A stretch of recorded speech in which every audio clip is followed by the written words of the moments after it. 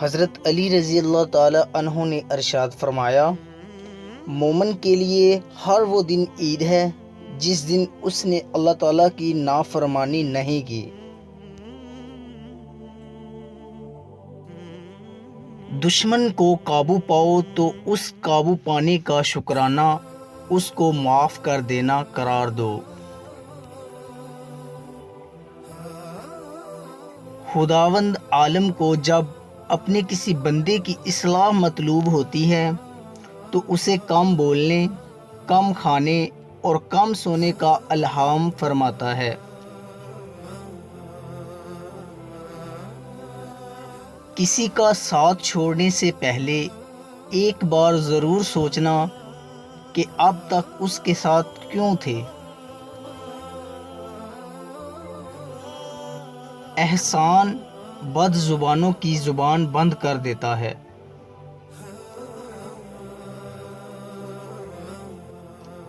انسان کی تمام پریشانیاں دو باتوں کی وجہ سے ہے۔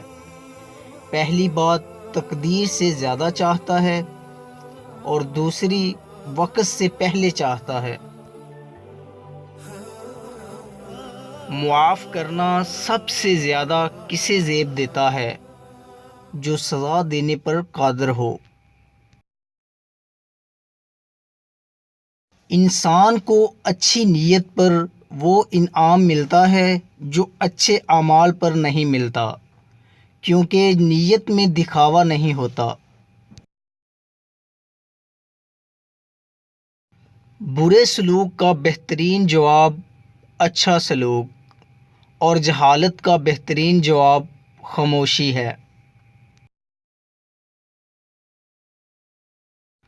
اپنی زبان کو سلام کرنے کا عادی بنا لو، اس سے دوست بڑھتے ہیں اور دشمن کم ہوتے ہیں۔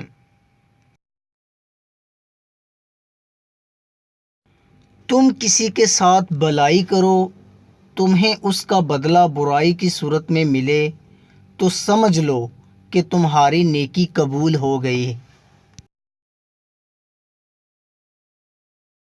اس خدا سے ڈرتے رہو جس کی صفات یہ ہے کہ اگر تم بات کرو تو سنتا ہے، اگر دل میں رکھو تو وہ جانتا ہے۔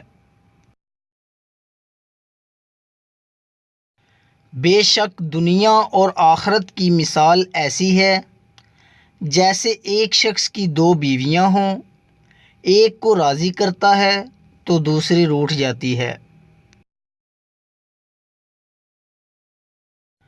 بلا شبہ وہ شخص کامیاب ہوا جس نے نور ہدایت سے اپنے قلب کے چراغ کو روشن کیا، ہوائے نفس کے جذبات سے خائف ہوا، ایمان کو آخرت کی نجات کے ذریعہ بنایا اور تقوی پرہیزگاری کو آخرت کے لیے بہترین توشہ بنایا۔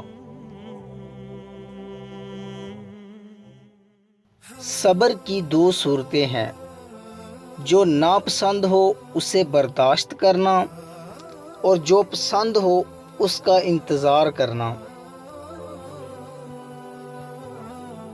دوستو، اگر آپ کو ہماری ویڈیو اچھی لگی ہو تو لائک کیجئے اور مزید اچھی ویڈیوز کے لیے ہمارے چینل میکس ہیپینس کو سبسکرائب کر لیں۔ شکریہ۔